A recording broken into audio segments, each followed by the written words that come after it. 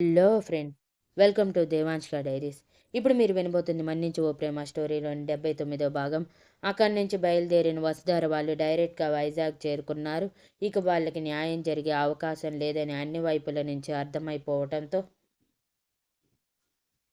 ఇంటికి చేరుకున్న ధర్మేంద్ర గారు చాలా నిర్లిప్తంగా వసుధార వైపు చూస్తూ ఉంటే వసుధార మొహం దోసిలిలో దాచి, ఇంత అన్యాయం ఏంటి డాడీ ఆడపిల్లకి? ఆస్తి, అంతస్తు, పరపతి ఉన్నవాళ్ళు ఈ సమాజంలో బ్రతకగలరు, మనలాంటి మామూలు ప్రజలు బ్రతకలేరా? ఎంత దౌర్భాగ్యం డాడీ ఇది. ఆడవాళ్ళకి ఎంతో రెస్పెక్ట్ ఇస్తారంట ఈ కంట్రీలో. మరి ఎక్కడ డాడీ రెస్పెక్ట్ ఇవ్వటం లేదు? నిజం చెప్పనా డాడీ, మంచితనం ముసుగులో మోసం చేసే వాళ్ళకంటే ఉన్నది ఉన్నట్టు చెప్తూ మరొకరిని మోసం చేసే వాళ్ళు చాలా నయమని నాకు ఇప్పుడు అర్థమవుతుంది. నిజంగా డాడీ, వీళ్ళు అసలు మనుషులే కాదు. ఇంకెప్పటికీ నాకు వీళ్ళని చూడాలని కానీ కనీసం వాళ్ళ ఊసి ఎత్తాలని కానీ అనుకోవటం లేదు. నా జీవితంలో జరిగింది కాలరాత్రి అనుకునే మర్చిపోతాను అని అంది. కానీ ప్రతి రాత్రి నిజంగానే కాలరాత్రిగా మార్చింది ఆ ఒక్క రాత్రి.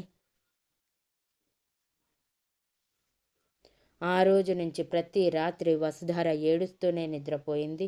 అది చూస్తున్న ధర్మేంద్ర గారు రోజు రోజుకి కృంగిపోయారు. ఎంతలా అంటే బయటికి వెళ్ళాలన్నా చాలా చిరాకు. బయటికి వెళ్ళినా ఎవరి కోసం పని చేయాలి, ఎవరి కోసం బ్రతకాలి అన్నట్టు అయిపోయింది ఆయన పరిస్థితి. ఇక వసుధారకి ప్రతి అర్ధరాత్రి ఆ కాలరాత్రి కలగా వస్తూ ఉలిక్కిపడి లేవటం, ఏడవటం చేస్తూ ఉండేది. అలా 2 నెలలు గడిచాయి. 2 నెలల తర్వాత ఈ భారం భరించలేని ధర్మేంద్ర గారి గుండె ఆగిపోవటానికి సిద్ధమైనట్టు గుండె పట్టుకొని ఆయన బిజినెస్ కోసం వెళ్తున్న టైంలో టిఫిన్ కూడా చేయకుండా ఒక్కసారిగా గుమ్మం దగ్గరే కుప్పకూలిపోయారు. అప్పటికే జీవితం మీద హోప్ కోల్పోయి డిప్రెషన్ వైపు అడుగులు వేస్తున్న వసుధార సడన్గా ధర్మేంద్ర గారు అలా పడిపోవటంతో కంగారు పడి పరిగెత్తుకుంటూ డాడీ అంటూ ఆయన దగ్గరికి వెళ్ళేసరికి ఆయన గుండెల మీద చేయి పెట్టుకొని ఊపిరి తీసుకోవటానికి కష్టపడుతూ ఉంటే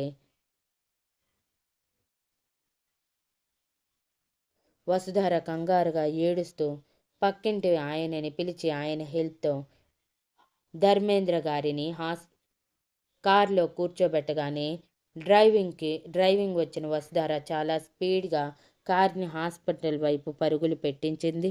వసుధార హాస్పిటల్కి చేరటం ఆలస్యం. డాక్టర్, డాక్టర్ అని అరుస్తూ ధర్మేంద్ర గారిని కారు నుంచి కిందకి దించటానికి ట్రై చేస్తూ ఉంటే కాంపౌండర్ పడుగున స్ట్రక్చర్తో వచ్చి ధర్మేంద్ర గారిని ఐసీయూకి తీసుకుపోయారు. గంట తర్వాత బయటికి వచ్చిన డాక్టర్ వసుధారతో, మైల్డ్ హార్ట్ అటాక్, చాలా రోజుల నుంచి ఆయన స్ట్రెస్ తీసుకుంటున్నట్టు ఉన్నారని ఆయన ఆరోగ్యరీత్యా మాకు అర్థమవుతుంది. ఇక షుగర్ కూడా వచ్చింది. ఆయనని జాగ్రత్తగా చూసుకోకపోతే నెక్స్ట్ టైం హార్ట్ అటాక్ వస్తే మాత్రం కాపాడటం కష్టం అని అన్నారు డాక్టర్. ఒకదాని తర్వాత ఒకటి ఎదురు దెబ్బలు తగులుతుంటే నిలబడలేని వసుధార మొహం దోసిలిలో దాచి ఒక్కసారిగా అక్కడే కుప్పకూలిపోతే తన బాధ అర్థం చేసుకున్న డాక్టర్ భుజం మీద చేయి వేసి, స్ట్రాంగ్గా ఉండు మై గర్ల్, ఆ ప్రభువు అంతా మంచే చేస్తాడు అని తన తలనిమిరి వెళ్ళిపోయాక వసుధార ఏడుస్తూ, ఎందుకు ఎందుకు మాకే ఇలా జరుగుతుంది? ఏం పాపం చేశాము? ఇంతవరకు ఒక్కరికి కూడా అన్యాయం చేసింది లేదు. ఇంకా డాడీ ఎవరు సాయం కోరి వచ్చినా చేసేవాడు. మరి మాకెందుకు ఇలా జరుగుతుంది? హెల్ప్ చేసే వాళ్ళకి దేవుడు శిక్ష వేస్తాడా? అంటే తప్పులు చేసేవాళ్ళు నూరేళ్ళు జీవితం మంచిగా బ్రతుకుతూ నలుగురికి మంచి చేయాలనుకునే వాళ్ళు మాత్రం సగంలో తీసుకువెళ్ళిపోవటం చేస్తాడా? అలానే ఉంది ఆ దేవుడి రాత.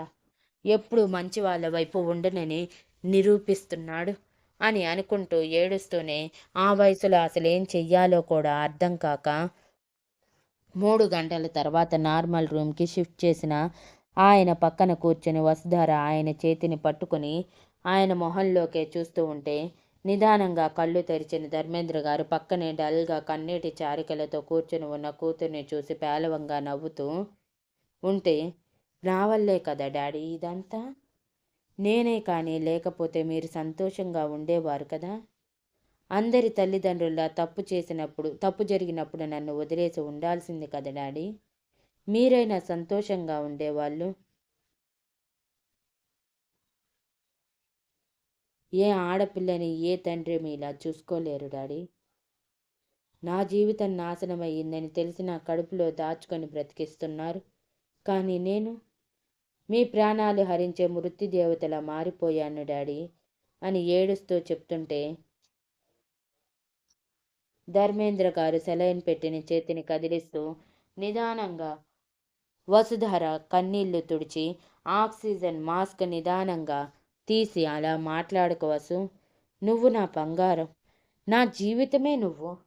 నువ్వే ఇలా రోజు బాధపడుతుంటే చూడలేక ఈ గుండె తట్టుకోలేక ఇలా అయ్యింది. ఇంకెప్పుడు ఇలా చేయనురా. ప్లీజ్ ఇలా మాట్లాడకు వసు. నేను తట్టుకోలేను అని అన్నారు. వసుధార ఆయన ప్రేమకి కన్నీటిని తప్ప మాట కూడా పగుల్చుకోలేక ఏడుస్తూనే ఆయన వైపు చూస్తే ఆయన ఊపిరి భారంగా పీలుస్తూ ప్లీజ్ వసు ఏడవకు. నువ్వేడిస్తే ఈ తండ్రి తట్టుకోలేడురా అని అంటూ ఉండగానే వసుధార కంగారుగా ఆక్సిజన్ మాస్క్ పెట్టేసి మీరు క్షేమంగా ఉంటేనే నేను ఎప్పటికీ క్షేమంగా ఉంటాను డాడీ. ప్లీజ్ మీరు ఇలా ఎగ్జైట్ అయ్యి నన్ను బాధ పెట్టకండి అని మాట్లాడుతూ ఉండగానే తల తిరుగుతున్నట్టు అనిపించి తల విదిలించింది. ధర్మేంద్ర గారు కంగారుగా చూస్తూ ఉంటే చీకట్లు ముసురుకున్న కళ్ళు మూసుకుపోయి ధర్మేంద్ర గారి మీద వసుధార పడిపోవటమే పక్కనే ఉన్న నర్స్ కంగారుగా ధర్మేంద్ర గారు రియాక్ట్ అయ్యేలోపే మేడం మేడం అంటూ వసుధారని లేపి సార్ మీరు టెన్షన్ పడకండి, నేను మేడంని చూసుకుంటాను, మీరు హైపర్ అవుతే చాలా కష్టం అంటూ వసుధారని కష్టంగా పక్కనే విజిటర్స్ బెడ్ మీద పడుకోబెట్టి డాక్టర్ని తీసుకువచ్చి చెక్ చేయించగా నాడిలో మార్పు తెలిసి గైనకాలజిస్ట్ని తీసుకురమ్మని గైనకాలజిస్ట్ రావటం వసుధారని చెక్ చేయటమే తను ప్రెగ్నెంట్ అని ఈజీగా అర్థం చేసుకొని తను స్పృహలోకి వచ్చాక మిగిలిన టెస్ట్ చేయించచ్చు అనుకొని బెడ్ మీద ఉన్న ధర్మేంద్ర గారికి కంగ్రాచ్యులేషన్స్ మీ అమ్మాయి ప్రెగ్నెంట్ అని చిరునవ్వుతో అనగానే ధర్మేంద్ర గారి కళ్ళ ముందు చీకట్లు ముసిరాయి. అప్పటికే కళ్ళు మూతలు పడుతున్న వసుధారికి ఎలా ఉందో అన్న భయంతో నిద్రపోకుండా ఆపుకున్న ఆయన ఇక ఆపుకోలేక కళ్ళు మూసేశారు. 2 గంటల తర్వాత కళ్ళు తెరిచిన ఆయనకి వసుధార మొహం దోసిలిలో దాచి ఏడుస్తూ ఉండటం కనిపించి నిదానంగా ఆక్సిజన్ మాస్క్ తీసి వసు అని పీలగా పిలిచారు. వసుధార ఒక్క పరుగులో ధర్మేంద్ర గారిని చేరి ఆయన గుండెల మీద చేరిపోయి నేను ప్రెగ్నెంట్ అంట డాడీ.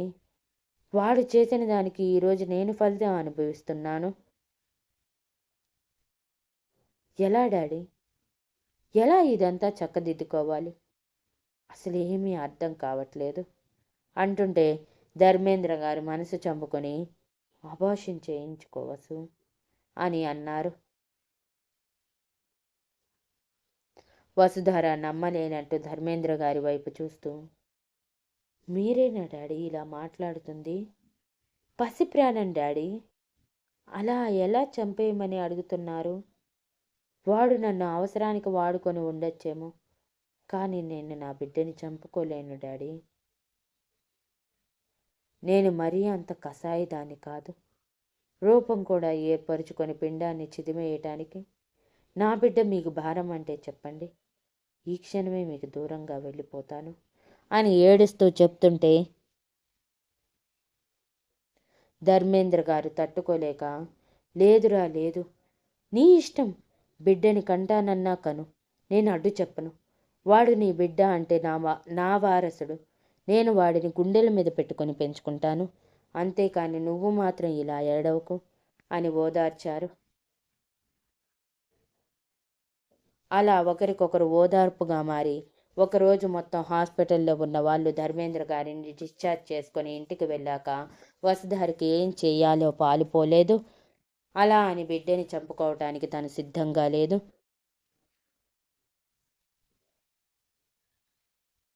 ఇంతలో ఎగ్జామ్ రిజల్ట్స్ టైం అవ్వటంతో వసుధార నిర్లిప్తంగా, డాడీ, ఇక నేను ఏ చదువులు చదువుకోలేను, నాకు చదువుకోవాలన్న ఆశ కూడా లేదు అని చెప్పింది.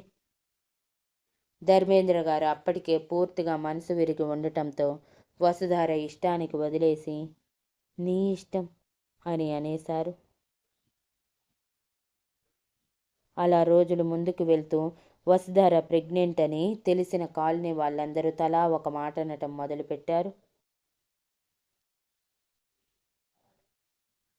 ముఖ్యంగా ఆడపిల్ల విషయంలో ఏం జరిగిందో తెలుసుకోకుండానే ఆడపిల్లదే తప్పన్నట్టు మాట్లాడుతూ మాటలతో వసుధారని చంపడమే కాకుండా ధర్మేంద్ర గారిని కూడా తండ్రిగా పెంచటం తెలియదు, తల్లి లేదు కాబట్టి మీ కూతురు తప్పుదారి పట్టింది అంటూ హేళన చేయటం మొదలుపెట్టారు. అదంతా చూస్తూ ఉన్న వసుధారకి అంతకంతకు రిషి కుటుంబం మీద అసహ్యం 1000 రెట్లు పెరుగుతూ వచ్చింది. అలా అని ఎప్పుడూ బిడ్డని నిర్లక్ష్యం చేయలేదు. ఎప్పటికప్పుడు మెడికేషన్ తీసుకుంటూ డాక్టర్ని కలుస్తూ ఎటువంటి కాంప్లికేషన్ లేకుండా తన బిడ్డ గురించి ఆలోచిస్తూ కాలాన్ని వెళ్ళదీసింది.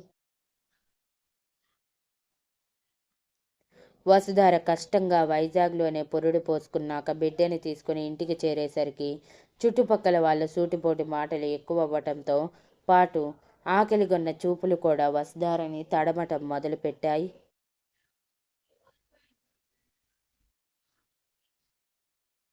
అదేమీ నచ్చని వసుధార, డాడీ, మనం ఇక్కడి నుంచి షిఫ్ట్ అయిపోదాం, అసలు ఈ సిటీలోనే ఉండొద్దు డాడీ, ఎక్కడికైనా వెళ్ళిపోదాం అని అనగానే ధర్మేంద్ర గారికి రిషి కుటుంబం మీద ఉన్న కోపంతో ఇప్పటికైనా అక్కడికి వెళ్తే ఖచ్చితంగా వాళ్ళు వసుధార విషయం తెలిసి అప్పటికైనా మారుతారేమో, తన కూతురి జీవితం నిలబడుతుందేమో అన్న ఆశతో తప్పకుండా రా అని చెప్పి మారటానికి సిద్ధమవుతూ ఆయన బిజినెస్ వైజాగ్లో అమ్మేసి హైదరాబాద్లో సెటిల్ అవ్వటానికి అక్కడ చూసుకొని వస్తానని వెళ్దామనుకున్నారు.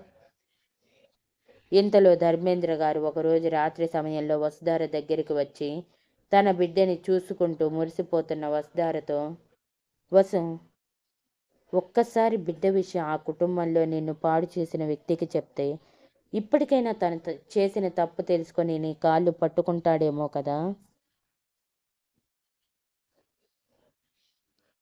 వాడు నలుగురి ముందు కాలు పట్టుకుంటే నువ్వు ఏ తప్పు చేయలేదని సమాజానికి చెప్పుకోవచ్చు అని అంటే వసుధార ఒప్పుకోలేదు. కానీ ధర్మేంద్ర గారు కష్టంగా ఒప్పించి, నీ ముందే మాట్లాడుతాను, ఇదే లాస్ట్ ఛాన్స్, వీళ్ళు ఎలా మాట్లాడుతారో చూసి వాళ్ళ రియాక్షన్ బట్టి మన రియాక్షన్ చూపిద్దాము అని చెప్పి ల్యాండ్లైన్ నెంబర్ తెలుసుకున్న ధర్మేంద్ర గారు ల్యాండ్లైన్కి కాల్ చేశారు. ఆయన ఫోన్ నుంచి స్పీకర్ ఆన్లో పెట్టి, thank you for listening and please like, share, comment and subscribe.